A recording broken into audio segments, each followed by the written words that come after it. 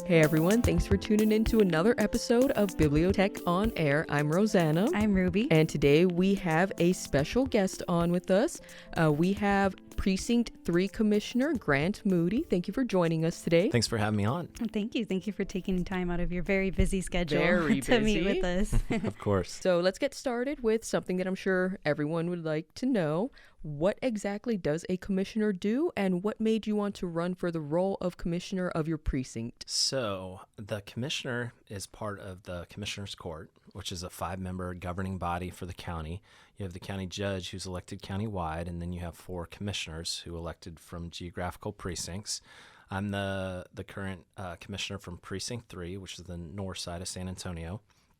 And you know, I've been very involved. Obviously, I have a history of service, service to our country as a Marine Corps officer, but ultimately, had been involved in politics and some policy and supporting good people for public office. And then there was a vacancy and a unique opportunity to kind of serve close to home. And we decided to jump in and pursue it, and it worked out. And I've enjoyed it. Nice. Cool. So what are some of the main issues that you want to tackle in your precinct? Well, there's a lot underneath that umbrella of Commissioner's Court. And, anybody who's sat through one of our 4 to 6 hour meetings in Commissioner's Court knows that we cover a lot of ground, whether it's, the jail and the sheriff's office or the DA, our constables, the University Health District, which is underneath the umbrella of Commissioner's Court as well. We appoint the board to Public Works, all the other county services that are provided.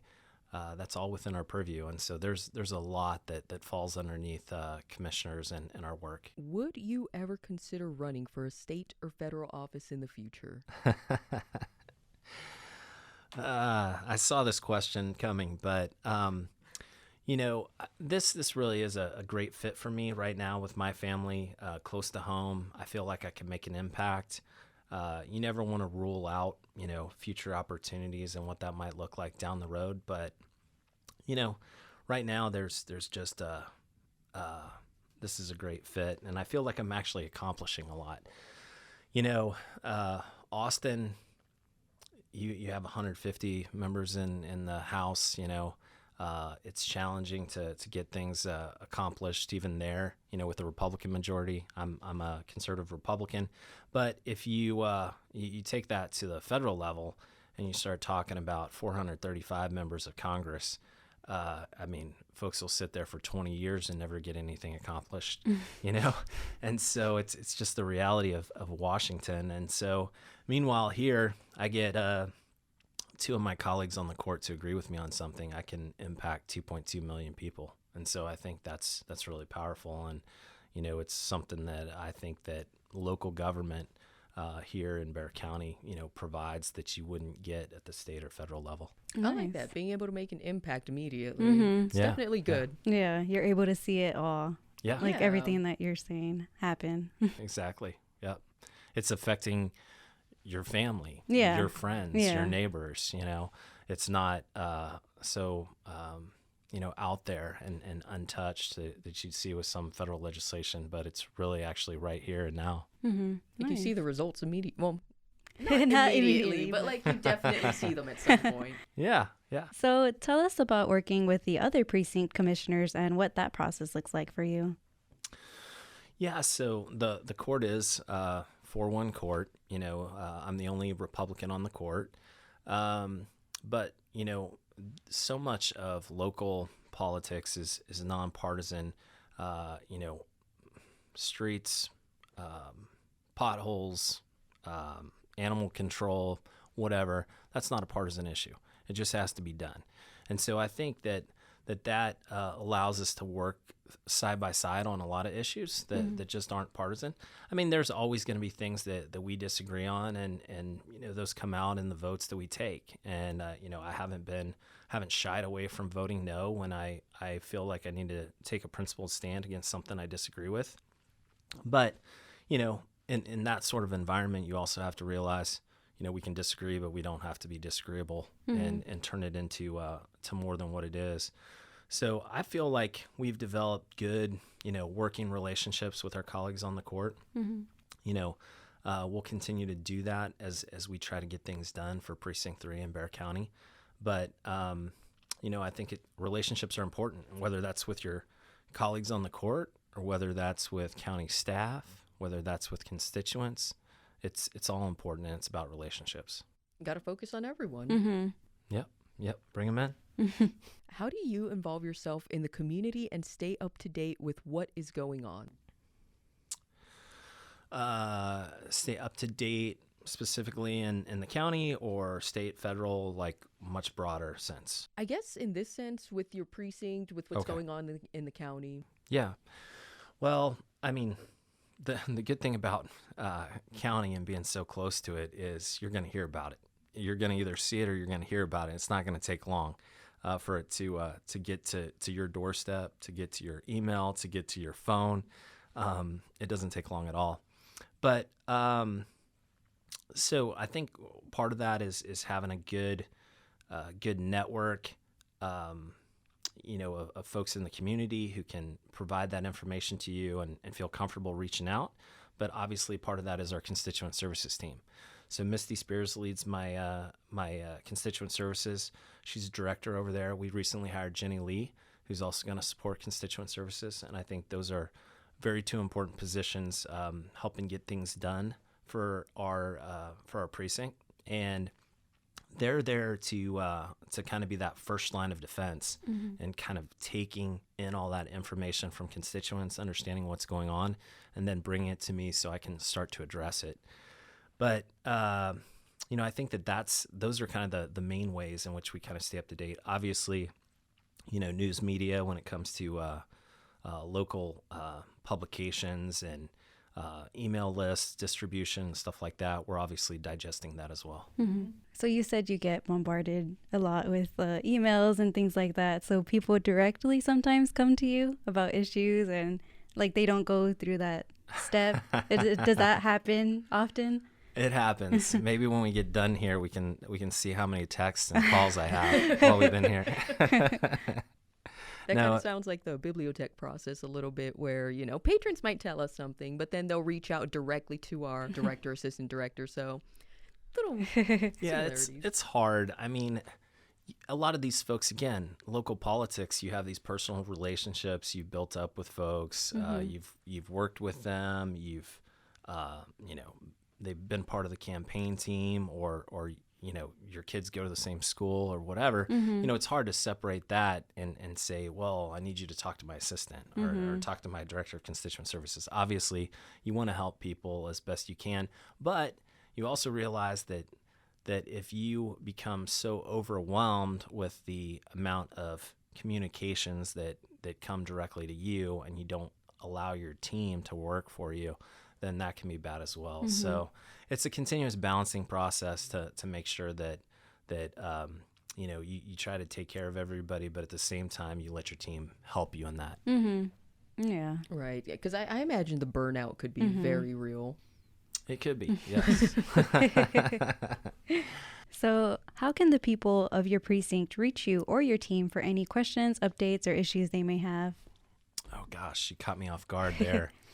So I would put them to Misty Spears, and her email is just misty.spears@bear.org. So she's probably the best place to go with any kind of constituent concerns. I don't have the number of our office downtown off the top of my head, but you can obviously look that up on the Bexar County website. If it's a scheduling issue that we need to talk to Esther. Esther's my executive assistant. Nice. Good to know. I'm going to throw in a fun question because you were saying sometimes you get bombarded and things like that. So I'm like, what do you like to do for fun? Or what would you see yourself doing on your off time? What's off time?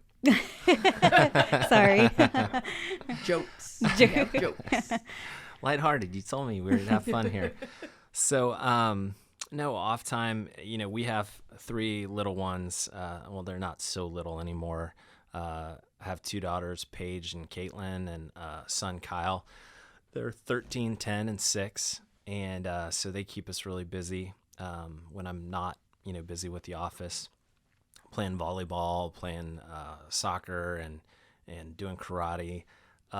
We try to go down to the beach on occasion, down to Port Aransas. We've also like going out to Canyon Lake. The kids love going tubing out there. And then obviously staying close to friends and family and taking trips when we can. But it is kind of challenging to get that stuff on the calendar, but you got to do it. Right? Yeah, I mean, ultimately, at the end of the day, family's so important, and you got to block off that time. And so, again, it's about kind of being disciplined and making sure that, whether it's that family vacation or whether it's blocking off that hour and a half to go have lunch with your kids at school, you just got to do it. So the way you're making it seem is like you're pretty much on call, like even when you're, I guess, on your off time. But if something goes down, then I try to silence my phone when I go to sleep. that's But fair. That's you have fair. to. no, it's a full. Listen, this job can expand to consume whatever time you will allow it. Whether that's 60 hours, 80 hours, 100 hours, 120 hours. So you have to put up some boundaries and constraints, but ultimately, there's just, it's a huge county. It's a huge precinct. There's so much stuff going on that, it is a really busy time and a busy job. Definitely sounds like it. Not trying to scare you away from public office or anything. And we will be back after these messages. Do you have any plans for October 7th? Well, you do now, because BiblioTech South invites you to embrace the season at our family-friendly Fall Festival on October 7th from 4 p.m. to 9 p.m. Join us at BiblioTech South at 3505 Pleasanton Road, San Antonio, Texas 78221 for a fantastic day of fall festivities. It's free admission for all. We thank County Commissioner Rebecca Clay Flores, Precinct 1, and Live from the South Side for their support. And now we're back. You did mention earlier, before we started recording, we talked a little bit about your service in the military. You mentioned you were a pilot, so we'll go ahead and touch on that a little bit. You have family history and personal ties to the military. You continue to serve in the reserves. Does that present any challenges to being a commissioner? And what are some adjustments that you need to make when you're on leave, just to ensure that you stay up to date with your precinct and your duty? Yeah, so on the reserve side, I can probably answer that pretty quickly. I did 10 years active duty and then dropped into the reserves, went back to business school, and then started work at USAA and then Valero. But my reserve time, I've been most recently supporting a recruiting command, and right now I'm in the process of dropping into the standby reserves, which it's complicated, but basically it's kind of a free parking space for your reserve career. Because of my current role and the time commitment and everything else, it makes it difficult to serve in an active reserve role. So that's kind of currently what we're working on. But fortunately, my most recent reserve job was pretty flexible in terms of the time commitment and when I could support that. It wasn't a structure where you're spending a week or 2 weeks away. So I didn't have to deal with any of those issues and trying to stay up to date on what's going on in the county. But, I think it's definitely worth, mentioning how important I think the military is to Bexar County. Military City, USA, we have a huge footprint for military medicine here in San Antonio. That's growing. And, the number is $40 billion that the military provides it injects into our economy here. And so we have to understand that. We have to protect that. We have to foster that. And, that's what I've tried to do from my position on the Commissioner's Court. I co-chair the Military Transformation Task Force, which may be renamed soon, but ultimately it's the city and the county partnering with JBSA to address some of the issues. I serve on this 4P committee that also serves with JBSA and understanding some of the public-private issues going on with the base. But I think it's important to have somebody with that military background, recent military background, who's able to talk to those issues and understand, from a colleague perspective, military officer to military officer, about what the challenges the base may be facing and how we can work around that to still be able to do what we need to do as a city or county, but at the same time make sure that we protect that base and those missions, which are so important to our economy here. Mm-hmm. Yeah, definitely. For sure. When did you first join the military? So I went to the Naval Academy. Raised my right hand back on July 1st, 1999. Wow. Makes me feel old. But so I spent 4 years at the Naval Academy, and then the 10 years on active duty, and now another 10 years in the reserves. But actually I was just back at the Naval Academy for my 20-year reunion, which was, Congratulations. Thank you. No, it was great to see so many, familiar faces. And even though, it's been 20 years, so many friends, nobody really changes. And you just pick right back up where you left off. And it was great to see some folks and reconnect. That's awesome. So none of that awkward, like, hey, how's it going? Just immediate. Well, the awkwardness comes from not being able to recall names, which is a challenge. You're like, I know you, but 20 years will do that to you. Yeah, we did that thing together, but what's yes. Sometimes it's hard to recall the names, but we worked through it, and it was good. Yeah. Nice. That's cool. So what issues and specific challenges have you tackled and are you looking to take care of in your precinct in regards to the military and veterans? So I think I'd start just, kind of broader than the military in terms of, public safety, which has been kind of the centerpiece of a lot of our efforts in the last year. We were able to secure 62 new deputy sheriffs in this budget. We got another 16 constables added as well. So a significant investment in public safety. There's going to be more law enforcement out there on patrol, having more of a presence, lowering response times, and I think that's important, especially with some of the incidents we've seen, which are deeply concerning and troubling, as well as the data that we're seeing around rising crime.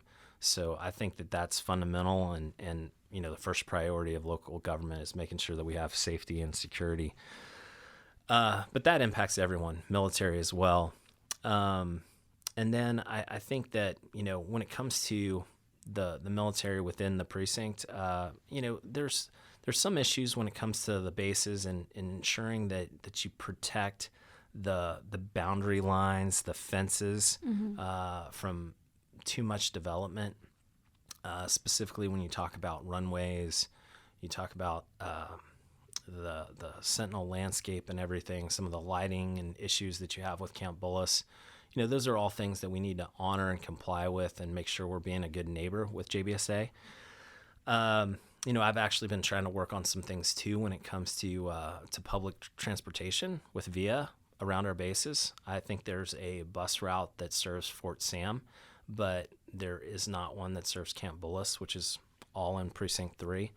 And we're trying to work with them to figure out how we can do that. When you have reservists who are out there on a weekend and they want to go over to the Rim or La Cantera or do something downtown, that they have that access, that they're not having to use Uber, especially when you're talking about young junior enlisted who just, that's going to be challenging for them financially. So those are just some of the things we're talking about and working on. But, really we just want to be there for JBSA and answer the mail. Oh, I would mention one other thing. When it comes to Camp Bullis, there are DoD grants that provide funding for community infrastructure that support bases. And so one of the things we're exploring is potential grants to provide additional firefighting resources around Camp Bullis. And I think that that's a good synergy with our ESDs that are surrounding Camp Bullis. And if we can get those grants in the coming year, that'll just provide more safety and security up there in Camp Bullis.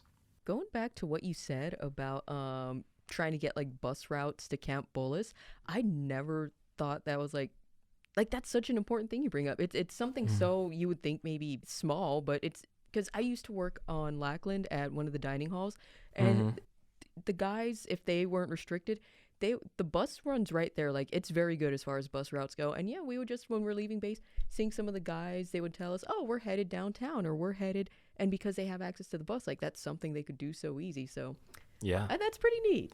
No, it's, that's one of the great things about, serving in this position. You're part of so many different discussions and conversations. And to me, it's all about connecting the dots. I heard about this grant program while I was at the Pentagon back in March, but how do I think about, well, what are some of the opportunities I could connect the dots with our ESDs or JBSA to, utilize this grant program? Or, what's a need on Camp Bullis that we could provide? Well, we're sitting down with VIA. Well, why don't we talk about transportation support? So you're kind of like a convening authority as commissioner, and I've never used that term before. I hope it makes sense.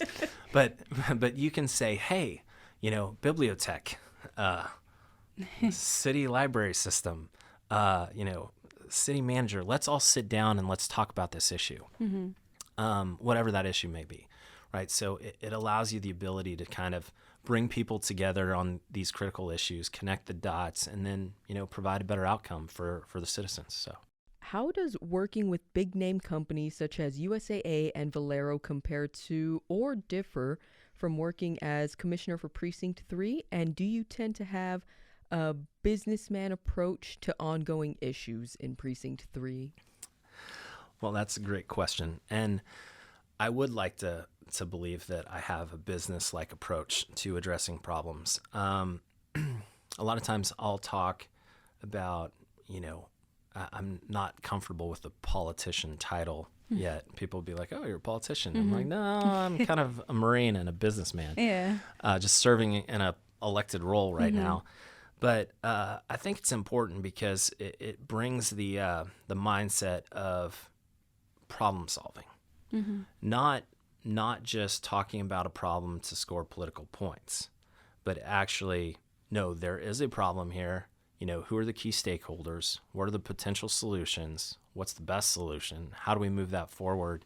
And so I think, my background in the private sector lends itself well to trying to address issues and using that, business-like approach that you mentioned. To that point, I think that background, that experience was, different than serving in an elected role.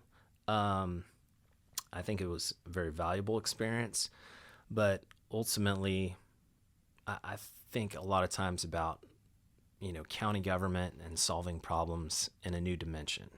A lot of times it's around relationships that you've developed and the contacts that you've made. It may not be such a kind of P&L type decision or an engineering type decision, but ultimately, if you can still identify the problem, identify stakeholders, who needs to come together, start identifying potential solutions, that same sort of approach serves in both roles. It's just a different environment and a new dimension when you talk about county government and as an elected official. I hope that made sense. You mentioned before we started recording that you were a pilot in the military. Have you seen Top Gun? Maybe once or twice. I don't know. But what was that experience like, being a pilot? Actually, I'll just say that was a really good movie. It was really well done. And I'm talking about both of them. You guys have both seen the original Top Gun, right? I haven't. Oh. And you asked that question. I know. You have an assignment tonight. No, it was a great experience. I grew up wanting to fly and to have that opportunity to do that, serving my country, in an aircraft like the Hornet, the F-18, was a dream come true. Really enjoyed my time there. But it's also kind of a young man's game, and the more senior you get, the less opportunities there are to actually fly, and you have to do other responsibilities in the military, and ultimately, that combined with having a family, getting married, it was the right time for me to move on from active duty and into the reserve. Obviously, in the reserve world, you have a lot more flexibility in terms of your day job and where you live and what you do. And so it was time to hang him up. But yeah, I really enjoyed that time, and obviously lots of great friends and amazing memories. So how do you, because you said you went to school for business. How was that jump from being a pilot to going into studying business, or what made you want to take that route? Well, when I was getting ready to leave active duty, actually, I went and got a master's in statistics at Texas A&M because I wasn't sure what my post transition was going to look like, and I wanted to make sure I had a master's degree. But then, the post 9/11 GI Bill, which was a great benefit to military, which provided kind of a tuition assistance program for folks who had served on active duty, I was able to utilize that to pursue an MBA.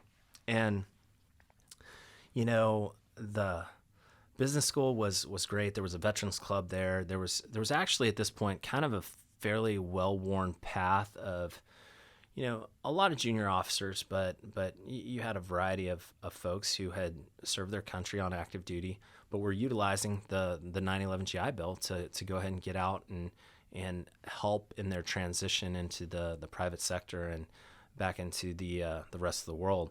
And so, it wasn't that uncommon. Actually, the Veterans Club at Wharton, where I was at, the club probably had 60 or 70 veterans in it.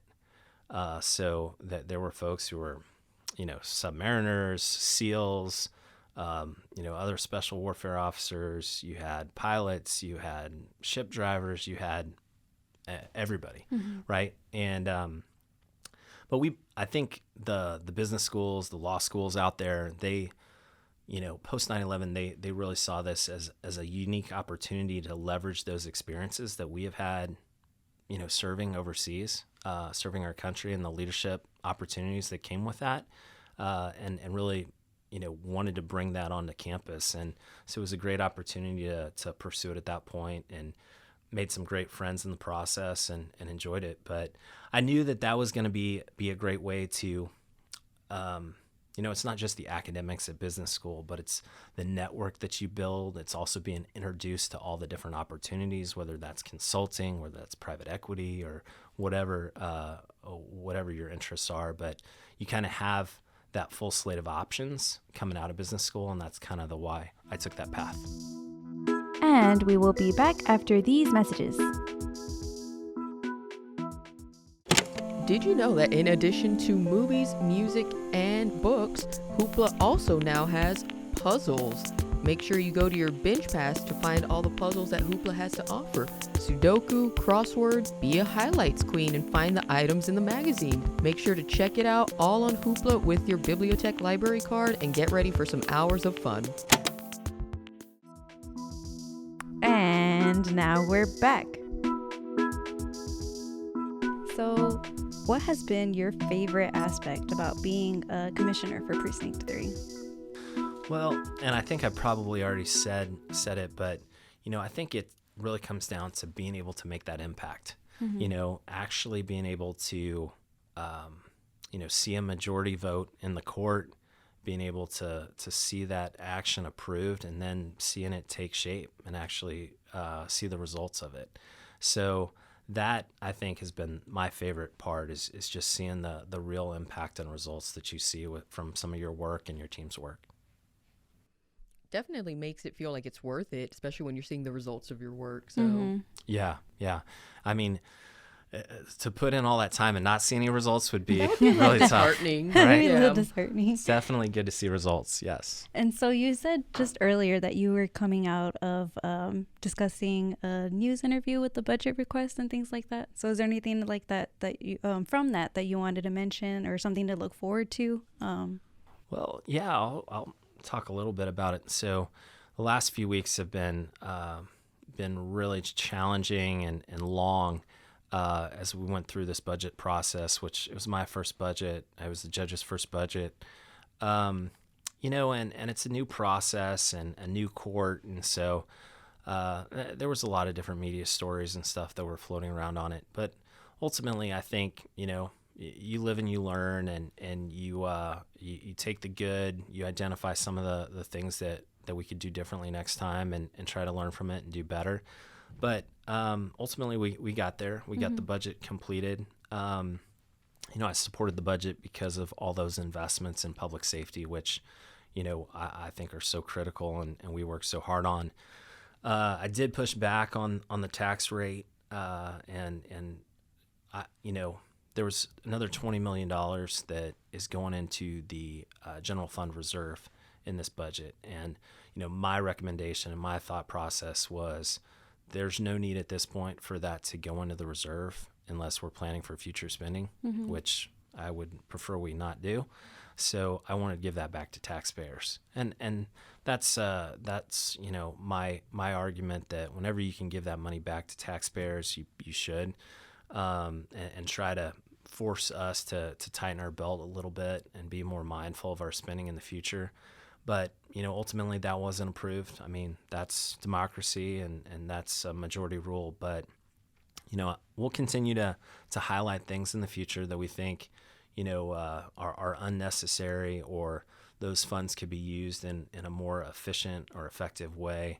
We try to highlight some of the duplication sometimes, and other things that causes for inefficiency. And so we'll continue to do that going forward. But ultimately, we got the budget approved. We have the opportunity to move forward in a new FY and identify these individual things that we know we still need to work on. But we're taking a step forward, and it's a new year. Nice. That must have been some experience. You said this is your first one, so yeah. It was all hands on deck. Oh yeah, definitely for several weeks. And you look back and you say, well, could we have started earlier? What in terms of improved communication, whether it's between court members or between county staff or others. But I mean, we're going to have plenty of time to discuss that going forward. But at the end of the day, we got through it, and we put that one on the books, and we'll go forward from here. Nice. Hope you have a nice little break now. 30 minutes. Enjoy it. You used it for us. But when you put it like that. Well, it's funny you say it's your first one too, going on touching on what Ruby was saying, because you mentioned it was the first one for the judge as well. Was there any kind of like, hey, so it's our first meeting thoughts? I think we have a good working relationship with the judge. I mean, we have a good working relationship with all our colleagues. We try to sit down and talk to the judge about some of the issues affecting Bexar County and affecting Precinct 3. We didn't get too far into the weeds on the budget. Things were coming so fast at us all. But yeah, I mean, I look forward to potentially circling back with the judge and just get his perspective on things, and obviously comparing notes on how we could modify the process going forward. Yeah, that's fair. Yeah, definitely. Is there anything else that you want us to know about you, or you want the public to know about you?